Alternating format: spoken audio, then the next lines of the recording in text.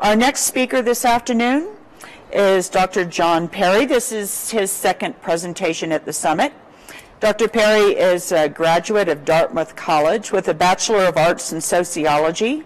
He received his MD degree from the Jefferson Medical College of the Thomas Jefferson University in Philadelphia, Pennsylvania. Following graduation, he served in the United States Public Health Service, and after that completed his orthopedic residency, receiving his board certification in 1978.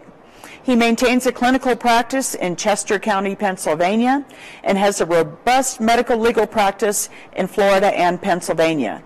He has been politically active, running for a U.S. Senate as a Libertarian and running for governor of Pennsylvania as a Republican.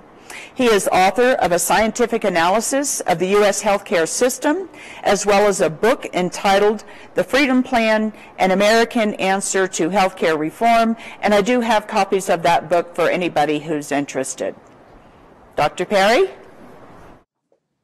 Hello, everybody. I'm Dr. John Perry. I'm an orthopedic surgeon, graduated from medical school in 1970, so I've been around a long time. I'm talking to you today here at the summit. First off, I want to give my thanks for the opportunity to do this, and I also want to thank all of you for showing up and caring enough about our country and about our profession and about our patients to go this extra mile for their benefit. The talk today I'm going to give is called The Critical Step: Defining Long-Term Strategic Goals and the Physician-Patient Bill of Rights. Well, guess what? I've decided that I'm not going to talk about a Bill of Rights, and I'll tell you why. Everybody has rights. Everybody thinks they have rights, and we got to stop competing on the rights thing.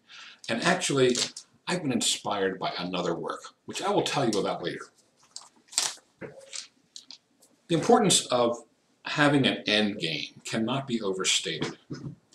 We must clearly and precisely define that end game and keep our vision always in mind. What is it that we're trying to achieve? Now, you may say that's very simple. I just want everybody out of my life and just treat patients. That's fine as far as it goes. But how do you get there? And how do you get this out there so that you actually get something done to get towards your goal? Now, you can, if you want to, you can go and be, have a special practice all on your own, do it without insurance, et cetera, and that's fine as far as it goes. But here's the problem. What has happened to healthcare? You're really not addressing that problem. It's very self-centered to have your own way of doing things, and that's fine as far as it goes. But we have a profession, and we have responsibility to our profession to do more than that, to be more than that. Let me give you an example. In 2009, there was all the argumentation about Obamacare, okay? And I decided that I was going to study this problem. What the heck happened to healthcare? Why do we have these problems? Why has nothing worked? I have seen the HMO Act of 1973 fail. I've seen other HMO Acts fail. I've seen DRGs fail. I've seen every attempt at healthcare reform fail. Why did they all fail? Why did I just know in my heart that Obamacare or the Affordable Care Act would fail? I felt like something was missing. So what I did was I decided to scientifically analyze what happened to healthcare and determine, if I could, what the cause of the problem was, and then address it specifically, not in a political way, not in a self-serving way, but just doing it scientifically, like you would do if you were treating a patient. You know, we use a history and physical examination, and that's nothing more than a scientific method applied to healthcare. Okay, so that's what I did. I studied the system, and I found out the basic problem, and then I found out the cause of the problem, and then I used this history and physical format. At the time, there were differing reasons why we had to have the Affordable Care Act. There were too many people who were uninsured. That was number one.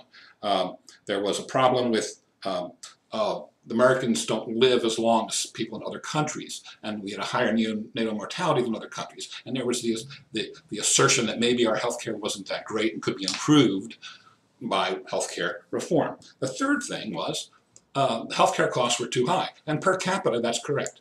Our healthcare costs are the highest in the world.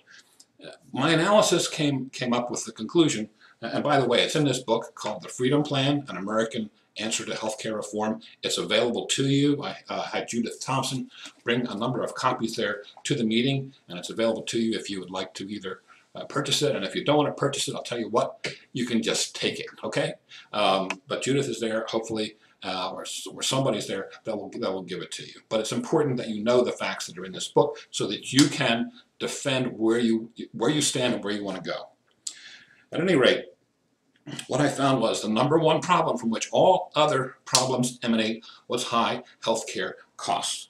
Well, why was that? There were three potential causes. The first was demographics. We're older than we used to be, okay? We have an older population now than we had in the 1950s. That's one possibility. The second was technology. We're providing new, different treatments all the time. The third was perhaps, might be legislation. Well, let me just give you a quick overview as to what I found. As far as demographics, yes, that would tend to make healthcare a little bit more expensive. That's true. But counterbalancing that is that exact same technology. Think about this. A few years ago, if you had a severe coronary artery disease, you were either a cardiac cripple on medication or you had an open heart procedure, a bypass procedure with the heart-lung bypass machine. You were in the hospital for anywhere from 1 to 4 or 5 or 6 weeks in intensive care. Much of that time, you were crazy for at least 6 to 8 months afterwards. Okay, it was an incredibly difficult situation. Today, we take the similar patients that we would do open heart surgery on then, we do a stent, you stay overnight, they go home. Much, much more efficient, right? Arthroscopic surgery of the knee. We used to admit patients for 3 or 4 or 5 days before they could go home. We would slice their knee, take out their meniscus, okay? And until they could move, lift their legs straight up, it wouldn't let them go home because they didn't have control of their knee. Today, they come in, we do the arthroscopic procedure, they're gone. You know, they come and see us for their 1-week checkup, they're ready to play basketball in some cases. Okay, so again, the same thing with cholecystectomy. A big slice, well, you get the point. The technology actually has made us more efficient, not only in treatment, surgical treatment, but diagnosis. If you have pain of unknown origin, if you have a traumatic abdominal problem, you used to have to get an upper GI, a lower GI, a 4-quadrant tap, you know, who knows what tests you had, an IVP, spleen scan, liver scan, this scan, that scan. Now you get a CT scan and you pretty much know what's going on, all right? So as far as testing, yeah, MRI is absolutely, it's expensive test, but you know what? We have definitive diagnoses now, we have them early, and we can treat things better and more efficiently than ever before. So technology actually should lead to lower costs in healthcare because of increased efficiency. In fact, in any market that is left to itself, any competitive marketplace, that is the trend. Why? Because if you are providing a good or service, okay, and somebody else is competing with you, which happens in a competitive market, you want to have a larger market share, and you want your market share to grow so your profits grow and it's better for you. Okay, the other person feels the same way, and others in the field feel the same way. So there's constant winnowing and constant trimming so that you can produce your product at a lower cost and at higher quality than the next guy. And that's what we should have in healthcare. We should have the best healthcare we've ever had at a much lower cost. And we have good healthcare, but it is not at a much lower cost. Those costs are too high. Well, if it's not demographics, technology is one possibility, but what I found was that the cost of a hospital room in 1987 was skyrocketing so fast that there was a New York Times article about it. Now, that's crazy. I ran for office in 1994. They talked about Hillary Care at the time. I got this fax that came in while I was on a radio show, and it was a hospital bill from 1940. And do you know how much it cost for a room in 1940? $4 a day for a hospital room.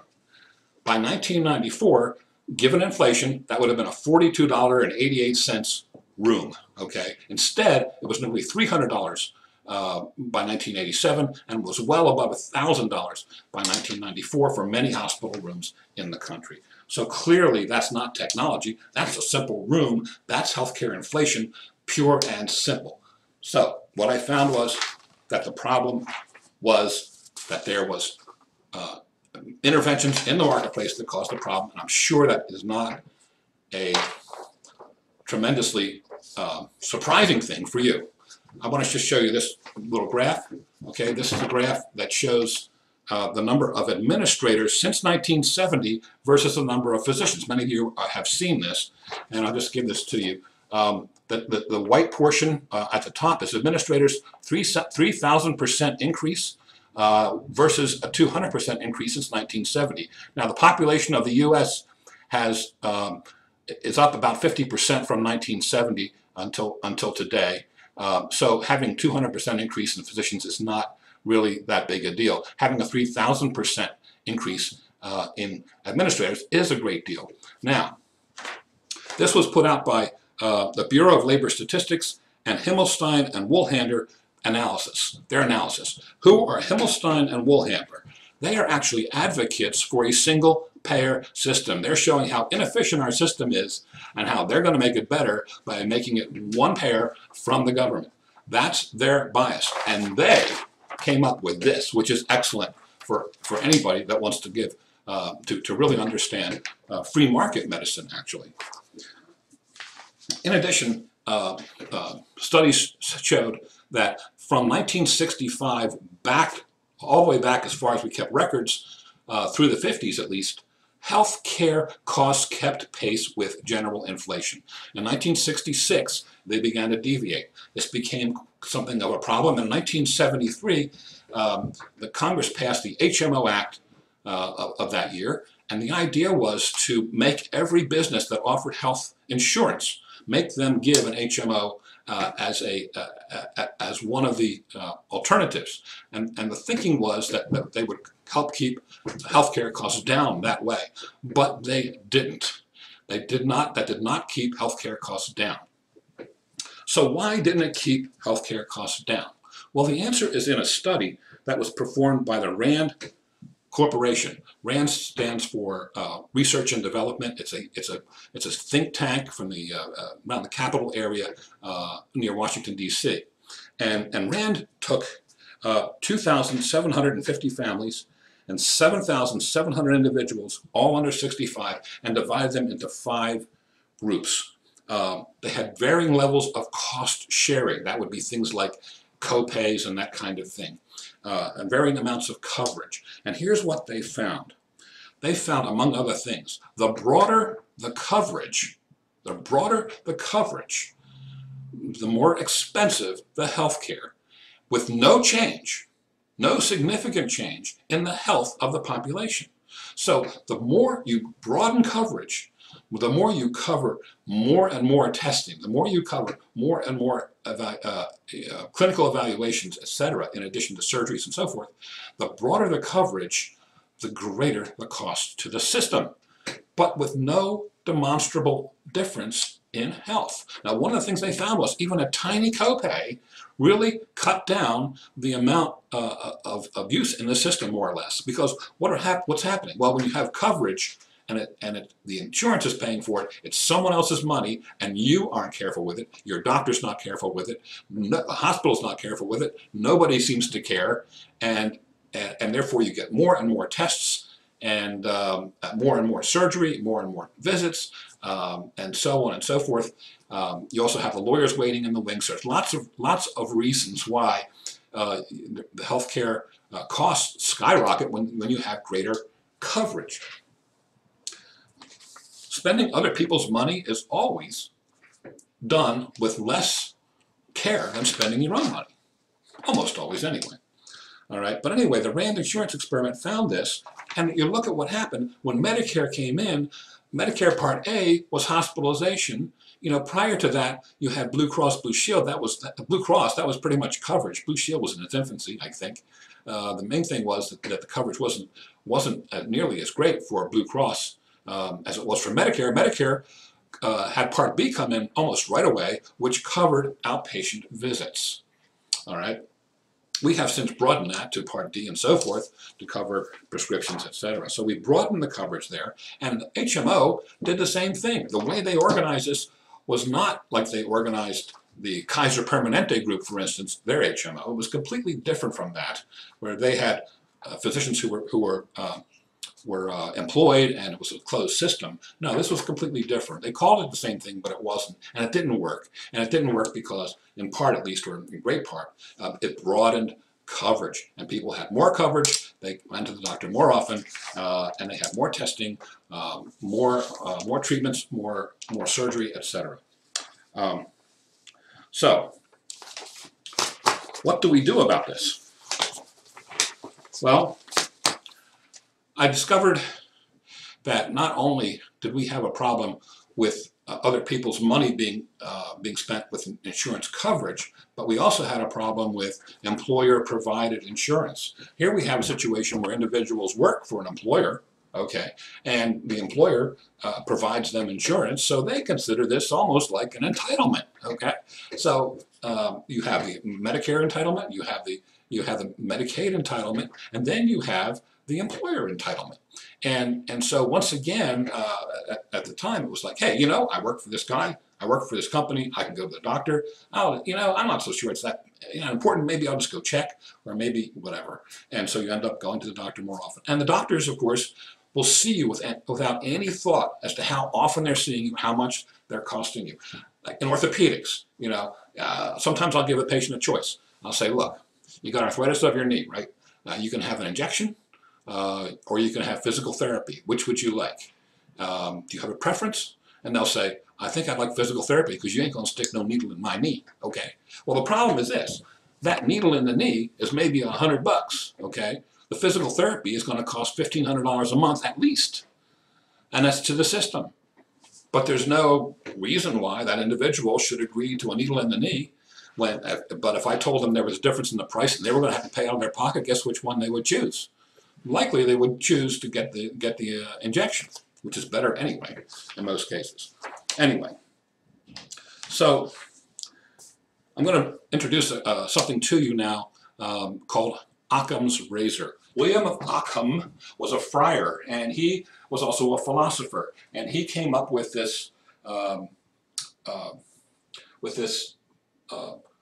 principle, and the principle was that the simplest argument in philosophy is usually the best. The one with the fewest presumptions was usually the better argument. Well, that itself can be argued with philosophically, but there's one thing that's true, and that is in economic systems, that is absolutely true in every case. The best system economically is the simplest, the most direct system. There it is. The simplest system is the best. Or, in other words, KISS. We want to keep it simple. We want to keep our healthcare reform simple and to the point. We want to get rid of anything that's extraneous. Okay, so basically, what I decided was that there were state problems, things like licensing, that kind of thing. That licensing caused a closure of a whole bunch of medical schools. There were all different kinds of philosophies of medicine and so forth, and what happened with licensing was that eventually we had focused down to one kind of medicine, and a lot of other medical philosophies went out of business. The last homeopathic hospital was Hahnemann Hospital in Philadelphia, which, by the way, changed to allopathic or eclectic long ago. It's still present now as part of Drexel University, and it's part of their hospital system. But that was until the 1970s or 1980s. We still had Hahnemann Hospital, but it was not a homeopathic hospital. Chiropractors were hounded. They were jailed. I mean, anything that you did that was not specifically a certain orthodoxy, which was actually a political thing, and I get into it in my book. I'll show you what happened, why it happened, and how that caused a doctor shortage in the 1960s. And in the 1950s, 1950s. And by the early 1960s, with the doctor shortage, yes, we had some pretty high healthcare costs. In 1950s, in the early 1950s, healthcare was 4.5% of gross national product. By the 1960s, it was 5%. And part of that was that doctors charged more, and healthcare was a little more expensive. But it wasn't enough to show up on the scale like after we got Medicare and then the HMO Act of 1973 in, then it really took off. So anyway, how do we address this? Well, the simplest system is the best, which is the direct pay system, the direct pay system, or the direct pay marketplace. I don't like the word the direct paid model, okay? It's not a model. It's not like we're making model airplanes. We want a marketplace that is direct pay. I come to you, I got a problem, you have the answer, I pay you, you give me the answer, I'm better, I leave, I smile, you smile, everybody smiles, win-win, easy. That's not what we have, as you well know, in healthcare. So what do we do? Well, we have to establish a simple system in place of the fiasco that we now have. Because I'm going to show you right now something that some of you may or may not be aware of. This is also in my book. Okay, this is a schematic of Obamacare, or the Affordable Care Act. I'm going to ask you a simple question after you see it. You see that? Okay. Now here's my question to you. This is Obamacare, okay? Does that look like Occam's Razor to you? It doesn't look like Occam's Razor to me either, okay? This is not what we need. And this made everything worse. And it already is showing signs of increasing healthcare costs substantially. It's broadening coverage, it's broadening who's covered, and so on.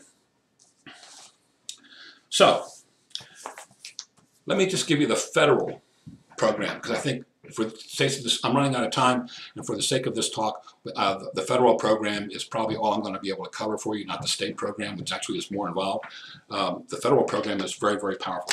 You've heard of health savings accounts, of course, and I'm here to tell you, remember one thing. Don't necessarily take one from column A, one from column B that the government gives you. Think outside the box. How do you make this even simpler? The plan, the Freedom Plan, involves a $2,000 a year tax credit. That is right off your taxes. You figure out your taxes, and whatever you pay $2,000 less. This is not a tax deduction, and the reason for that is, number one, it's simpler for everybody. Number two, it's fair for everybody, because people in lower tax brackets, to put $1,000 away, they need that money. They're poorer. They need that money anyway, and it costs them maybe $900 to put $1,000 away, where it costs somebody in a higher tax bracket maybe $500 to put $1,000 away, because they're in a higher tax bracket if it's a deduction. Forget the HSA. You don't need that. Just put it in your retirement account directly. I mean, why do you need the extra bureaucracy? Just put it in, and then that amount is usable for healthcare expenses, but you don't have to take it out of your, that's the key. You don't have to take it out of there for your healthcare expenses if you don't want. All you do is agree that you will not get a healthcare policy that has less than a $2,000 deductible. And then each year you add to that. The second year it's $4,000, next year it's $6,000, and each year $2,000 more and more and more. Okay, and if you stay healthy and you want to, this stays in your retirement account. And what this does is, this gives the same benefit to everybody, whether you're rich or poor, and it helps the poor guy, it helps the kids, the 20-year-olds who barely are making a decent living, okay?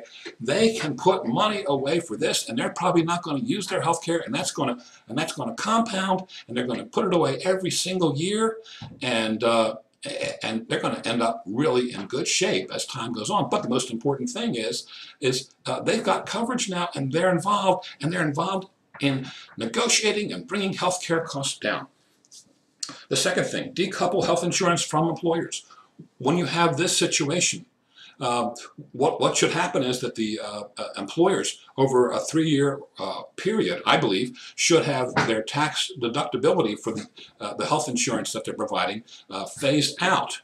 the individual employee can take the money that the business was going to spend on their health care insurance. They can take that as income, in which case, from that point on, of course, the employer still has the deduction, but no longer has to worry about the skyrocketing costs of health insurance. Now they can plan better. They're actually paying less than they did a few years ago because health insurance has come down in cost as deductibles have gone up and so on. So you decouple, and now you have individuals own their own policies. Now, if a business wants to still do it, that's fine. But you don't have this situation where the business gets a tax deduction, the individual doesn't have to pay the taxes. That's a skewed situation that has created this present system that we have. And eventually, when healthcare costs come down, Medicaid can be changed to a voluntary contribution plan. There's no reason why you have to tax people for Medicaid. Let the government compete with private industry. Now look, this sounds way out there. I know that because you haven't done, you haven't really heard this before. It sounds nuts, okay, to some of you. But you need to think about this because I think this is doable. This is a doable reform. What happens to Medicare? Okay, what happens to Medicare? Well, over time, individuals, 30 years or so, 20, 30 years, they can have a very high deductible policy if they've been healthy. And there's a financial incentive to be healthy now, okay? And at the end of that time, of course, why not have private insurance come in? Why not get rid of Medicare Part B? And we'll talk about that at my next talk as well. We can get rid of most of Medicare, if not all of it, with this plan. So finally, remember the end game, okay? Let's talk about the end game now. All right, here it is. A guy named Karl Marx in 1948 wrote the Communist Manifesto. It was a really creepy book. And those of you who have read it realize there's almost no logic to it, okay? It's just pure, it's a pure political play. And it was just Karl Marx was just in a grumpy mood, I think, and so was Engels when they wrote this thing. But they had 10 planks that they stated what the Communist Manifesto, the communists stand for, okay? The first, well, let me just tell you this. It took 70 years until they had the first communist state. 70 years of continuing agitation and work until they had the first communist state, which was the Soviet Union, I believe, in 1917 or 1918, I forget which.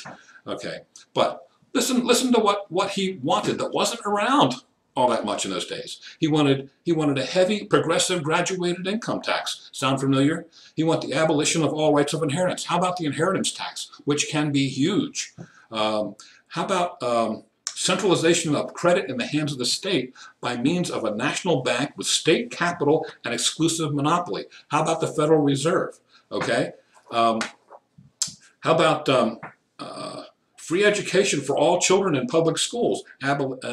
Free education for children in public schools? How about the abolition of child labor? Well, listen, when I was 12 years old, I was delivering papers. Kids today, you can't get a job until you're 16 or 17, and that's ludicrous. But free education in public schools, that was right out of the Communist Manifesto. And now of course, we have the federal government taking over education. So all these planks from the Communist Manifesto, many of them have been adopted. Why? Because they had an end game in mind. They knew where they wanted to go. They knew that everything that they did was be toward this goal. Just as an afterthought, recently the administration has proposed that public housing be built in exclusive neighborhoods, and that is actually one of the parts of the ninth plank of the Communist Manifesto. The gradual abolition of the distinction between town and country by a more equitable distribution of population over the country. The idea was to control where you put the population. And these ideas are still being followed today by people who believe in Marxism. Well, I don't believe in Marxism. I believe in free markets. That's why I'm here. That's why you're here. Okay, so let me finish up with this final thought. This is the end of the talk. You guys made it through. God bless you. Okay. I have my own planks. we can have our own planks. I'm going to give you an example of an end game, something we could go after in the future. And this is just an example. We can work through perhaps something that we can all agree on. But remember, keep it simple, stupid, okay? We get it done, but we keep it simple. Now, one of the presidential candidates, Bobby Jindal, has just come up with his health care plan. It is 26 pages long. This is 5 points, and it's a half a page long, okay? Very simple. Number 1, the legislative establishment of a vibrant, pervasive, direct pay medical marketplace completely free of interference from or interposition of government or insurance. Most of us can agree with that. By the way, I'm giving this to Judith Thompson. I'm giving copies of this, which hopefully will be available to you, that you can look at it later. So that's number 1, no insurance, no government intervention. Number 2, the complete legislative decoupling of health insurance from business. We want a really free market in medicine, one-on-one, keeping it simple. All right, Occams Razor, think about those things. That's what we want. We don't want interference from anywhere. The closer we get to this, the better. The end of state or federal licensing of physicians in favor of private board certification. In Oregon, there has been a proposal to take away medical licenses if doctors do not take Medicaid. Now, in Pennsylvania, I can tell you, every time you take a Medicaid patient, you lose money, especially as a specialist, okay, in private practice. So naturally, I'm not going to want to do that. I'll treat emergencies, but I'm not going to want to treat this. So they end up going to the universities, etc. But the licensing thing is something that really, when you think about it, totally unnecessary. We have board certification and licensing. What does that mean exactly? I mean, I'm an orthopedic surgeon. Would you want me to take your tonsils out? I don't think so. Would you want me to do your brain surgery? In fact, why not get a family practitioner to do brain surgery? Your license allows your family practitioner to do that. It's almost meaningless at this point. So let's privatize this, and let's take away that weapon that they have, because they are going to use it. As the Freedom Plan explains, this is going to get worse because Medicare is going to have to be cut. It can't continue as it has. They're going to have to cut reimbursements. More and more private doctors are going to drop Medicare, which a lot of you want to do right now, okay? And when that happens, there's going to be a crush on the hospital physicians, and there's going to be waits. There's going to be all kinds of problems. And you think that's a good thing, that they're going to reform Medicare and make it pay. No, no, no, no, no, no, no. Believe me, this thing in Oregon did not happen in a vacuum. This is a trial balloon. They're working it out. I am predicting that there will eventually come a time when your license will depend on your taking Medicare. Your license will depend on your taking Medicaid. That's the truth. Right now is the time to get rid of that. There was no reason for us to be licensed to begin with. I don't think, but certainly if you accept that maybe there was some way you were protecting people. I think it was a political thing personally. People knew what kind of doctors they wanted to go to. But if you think that it was a good thing, fine, you know. But licensing increased healthcare costs. And most importantly, we don't need it. With board certification, suppose you have somebody that wants to give you multiple board certifications every year, and you decide that's ridiculous. It won't be long before another board certification comes up, and in a different mode, a different name, and that can compete. And that would not be a bad thing at all. A simple, direct method for physicians and surgeons to elect to participate or not to participate in Medicare and Medicaid. We don't. If you want to get out of Medicare, it can be a problem, from what I've heard. It's kind of rigmarole, and every couple of years you got to keep doing it. I think a simple letter, you know, maybe notarized, bingo. You send it to them. You send it certified mail, return receipt requested, or something like that.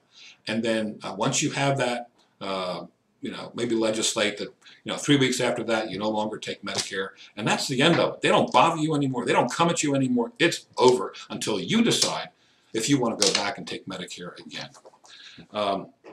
Finally, no legislative limitation of physician ownership and operation of laboratories, radiologic facilities, surgery centers, hospitals, physician-run hospitals, or anything we feel is in the best interest of our patients.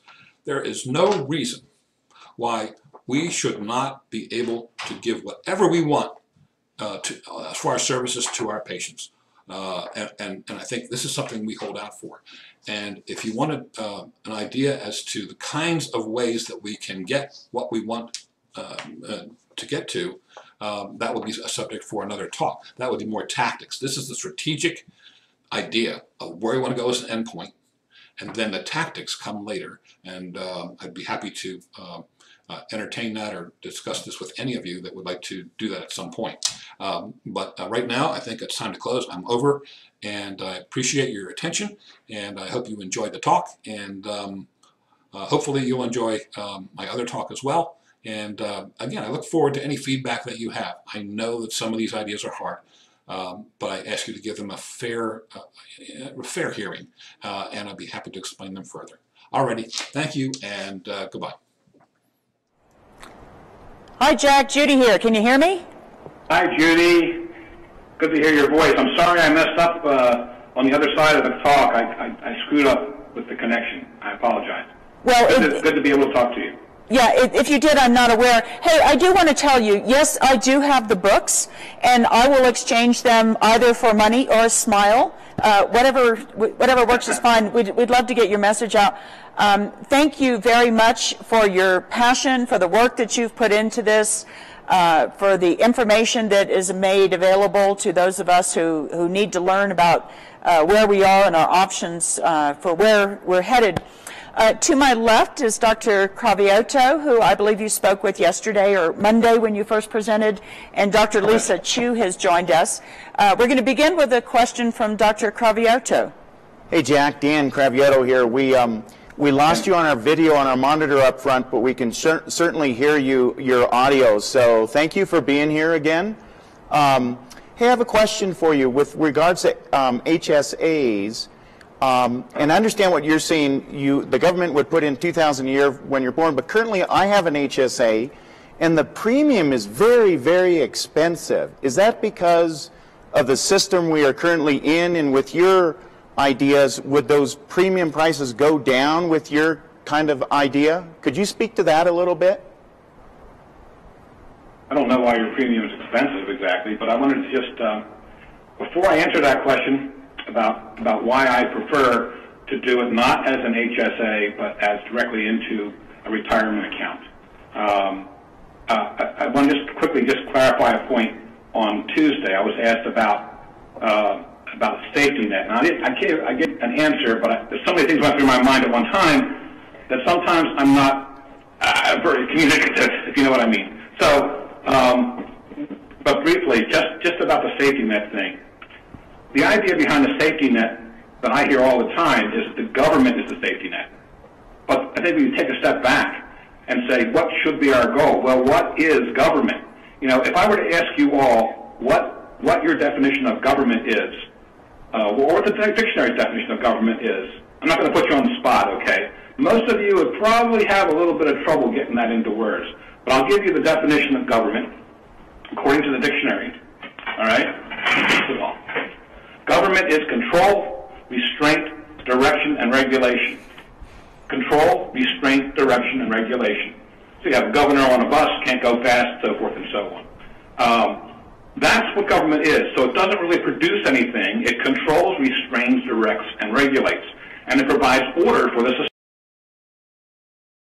You have to pay for it with taxation. You wouldn't conceive of having your car stolen. You discover where the car is. You go to the police and say, I know where my car is. Would you please get my car for me and arrest the guy that stole it? And the police say to you, well, it'll be $5,000, sir. And you'll say, what do you mean? Well, because we can't work for nothing. So because of that, we pay taxes.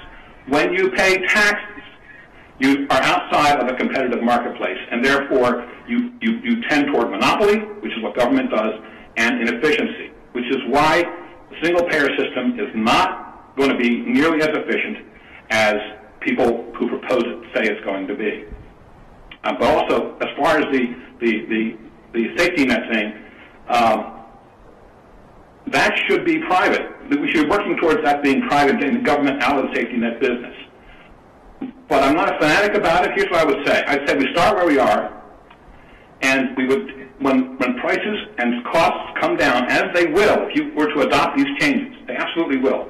When they come down and come back to earth, at that point, we change the way Medicaid is funded from being taxation funded to being voluntary tax-deductible contributions, to put Medicaid in direct competition with every other charity and let the best charity win. That's the way I would handle the safety net. That would be the goal that we'd be going toward. Now, as far as Medicare, that's a separate issue.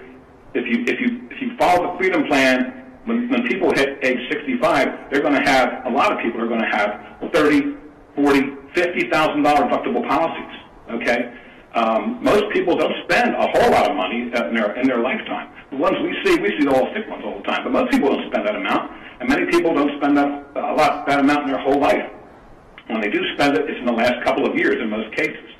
So if you have that kind of deductible, number one, I think we can get rid of most or all of Medicare Part B, which would be a huge relief for all of us. Medicare Part B is our daily outpatient stuff. So that's my point on the safety net thing.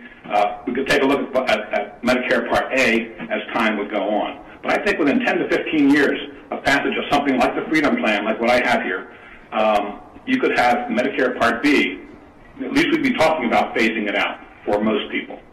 Now, as far as your policy having a high premium, I think those premiums depend on a lot of things. It depends on your age, on your usage, on your past medical history, and so forth and so on. I have a high deductible policy for my kids, and it's extremely low. So I don't know why your policy premium is high. I can't answer that question. What I can answer you is why I think it's better not to have a separate HSA. There's a huge difference in the way people think about their retirement than the way they would think about an account that is specifically delegated for health care. Okay? Nobody wants to touch their retirement account if they can avoid it. So you own it. You know, it's like your future.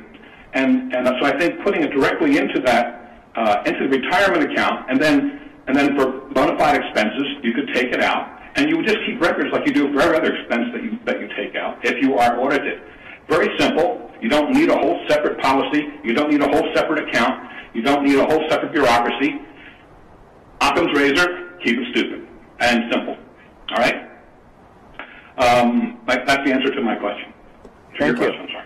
Did you have another question? The other thing I was going to ask you, why? Because I'm an orthopedic surgeon also, by the way, and I remember my uncle clearly telling me in 1960s he had a meniscectomy, just like the example you related. He was in the hospital for 4 or 5 days. The hospital cost, I think, was $50, et cetera, et cetera. But why is it that the cost of health care has gone up with increasing technology? Is it because someone else is paying the bill? It's gone up because of inefficiency in the system. That's the only reason it's gone up. I mean, I may have brought out in the talk, I don't remember if I did or not, that the New York Times discovered that the cost of a hospital room was going up. Had nothing to do with technology. It simply was, a ballooning of all the bureaucracy that we got to deal with. Technology should bring the cost of health care down. As an orthopedic surgeon, you know that we're much more efficient in dealing with the things that we treat surgically all the time. People go home within a day for most of the things that we do. I mean, you're probably aware of this. There's some surgeons who are working on same-day total hip and total knee replacement, sending people home the same day with an indwelling catheter and a home nurse to put in long-acting anesthetic. Technology brings the cost down, all things being equal. I mean, you look at open heart surgery. Many years ago, before open heart surgery, you had cardiac cripples. Then you had people had their chest cracked, and then they had the bypass machine and so forth. And now they put in a stent, and bada bum, bada bing, you're done. The next day you're home. Over and over and over again, technology should bring the cost of health care down. Now, with Big Pharma, that's a whole separate issue, and their whole thing is making the most profit they can. Their businesses. There's a drug that I just discovered that was developed in Cuba. Now we've opened up relations with Cuba for lung cancer, and it has been shown to increase life expectancy by anywhere from 4 to 6 months. It costs $1 a dose. Why? Because in Cuba they had to do their research and keep it low cost, whereas in this country, you know, if they can make $1,000 on a treatment and insurance pays, that makes sense for them from a business sense. In places where you're talking about cost control, like in a direct pay marketplace, or in a poor country like Cuba, you can come up with good treatments, I'm convinced, that are not nearly as expensive as what we're dealing with now. Thank you. Hi, Dr. Perry. Lisa Chu here. Hi. Hi. I appreciate your vision of this end game. And this week we've been hearing from some physician entrepreneurs who are acting now to put into place micro marketplaces for direct pay. And so my question to you is, in your end game, does it require physicians to become entrepreneurs or at least develop a business mindset? And what are the new, what's new about that compared to how we've been trained and how some of us are operating now? Well, we were kind of coddled, and we've had it kind of easy for many, from these us older guys have anyway. It's a lot tougher now than it used to be. So most of us are crummy businessmen, and yes, it would change the way we think and do things. But we're smart. We're smart people. The average IQ of a physician, I think, is 126, something like that. Somewhat lower for orthopedic surgeons. I'm just kidding. Yeah, the idea here is to look at where is the object of our efforts. The problem I see right now is that the medical community knows that things are wrong, and they don't have a priority as to where they want to go. Do we want to individually set up all these little practices? That's fine as far, again, as far as that goes, that's fine. But for guys like me who need to do total joints or have to do arthroscopic rotator cuff repairs, et cetera, it becomes very difficult. Plus, they put up roadblocks to us having our own surgery centers in the future, and also certainly hospitals. So we can't even compete with the bloated hospitals that exist. So to me, let's look at some of the things we've talked about today, or actually over the past week, was maintenance of certification and electronic health records, those kinds of things. Well, where was the pressure for that? Is the pressure from that coming from patients, from the consumer, the patient? No. It's coming from the system, which is this absurd system that we have where the government has utilized insurance companies. The insurance companies are doing great. They love high health care costs because if health care costs are high, gosh, everybody has to have insurance. At least that's the way they look at it. So I think what we need to do is look at that. You really need to work on the legislative aspect, which is why when I came up with the National Patient Physician Alliance, which is a name I just made up, and I have these 5 points, the idea is legislative change. That has to occur. Now, there are techniques that can be used short of legislation. For instance,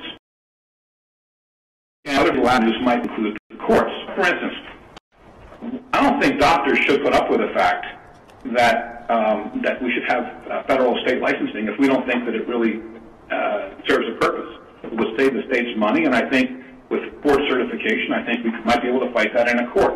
We might be able to fight the idea of how difficult it is to sign out of Medicare and Medicaid. That's something that we could do. It should be very simple to just send them a letter, tell them we're done, wait 3 weeks or whatever it is, and you're done, and then they never bother you again.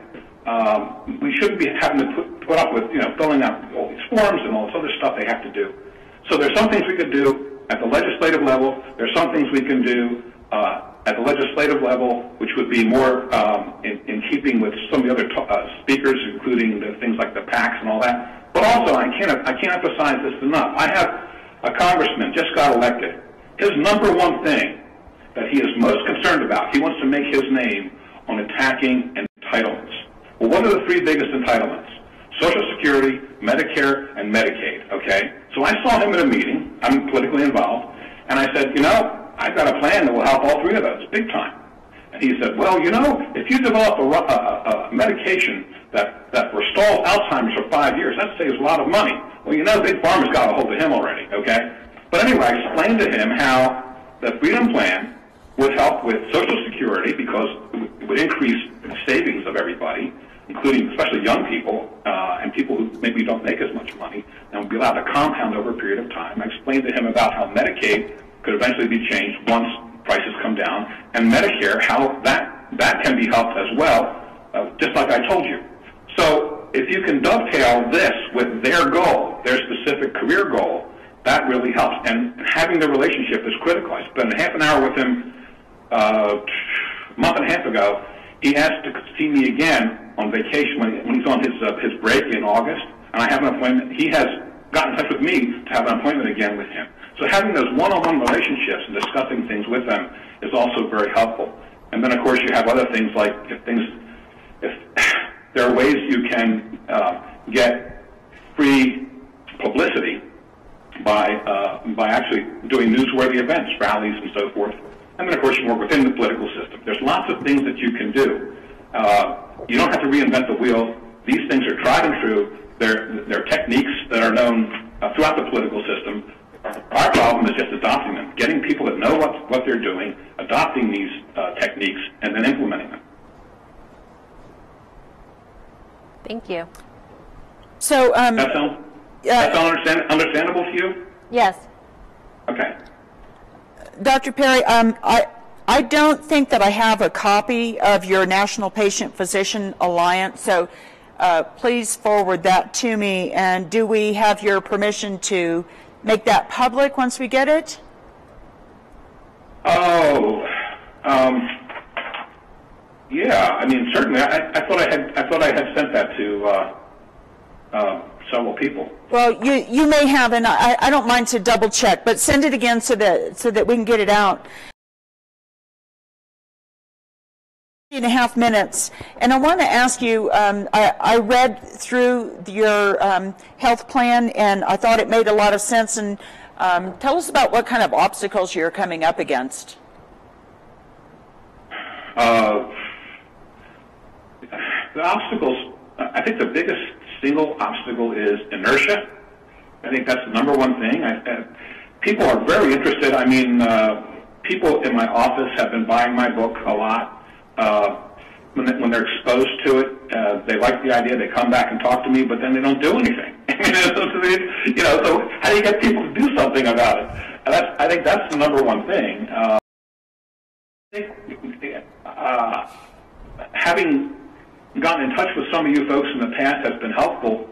I just think it's just going to take a lot of work to get things going, but I think there's a point where you reach critical mass. Whether it's in the development of a practice, all of you probably know this. You start a practice out, and it's kind of a struggle in the beginning, and you want that emergency room stuff, and you know everything you can do, you do, and all of a sudden you hit critical mass where you're starting to get referrals from other patients, and you have your past patients coming back, you have family members coming in, and all of a sudden you're like, whoa, you know, what happened? All of a sudden you're overwhelmed with work. And that's what I think needs to be done. You lay the groundwork, but the number one thing, I think, has to be an agreement on that long-term specific plan and the things that you want. Just like those darn communists did, they had the right idea. Again, you don't have to reinvent the wheel. I'm not being original here. This is their idea. And then you need to work tirelessly toward those goals in all these different venues. Take a page from the way they've developed communications through the mass media, through the movies, through printed words, through demonstrations, all the things that they do. Now, we're much smaller than that, but that's kind of where you need to go, and you do it one step at a time. Number one thing, you got to get the physicians on board, and the way you get physicians on board, I think, is you get their attention, and then you get credibility. When they believe that you are credible, then I think you're going to see some movement. When I ran for office, I was told that you have to make 6 touches before an individual, a voter, thinks that you have any credibility at all. That means 6 times they have to see your name, hear your name, as a minimum before they even consider you, even recognize your name at all, and consider you a viable candidate. That's what you need to do with physicians. Get that done with physicians, then maybe the physicians can work with their patients.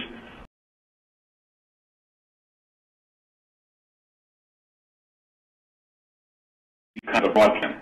But you have to have those goals in mind to line up with the plans. Well, I have that written down, and we have considered some end goals as we've headed into this conference. It's time for us to wrap up our Q&A right now. Once again, we want to thank you very much for your informative, educational, passionate presentation for your book. We'll distribute it to those who are interested, and we look forward to the next time we have a conversation with you. Look forward to it, too. Thank you for having me. Appreciate it very much. Thank you. You're welcome. Bye-bye.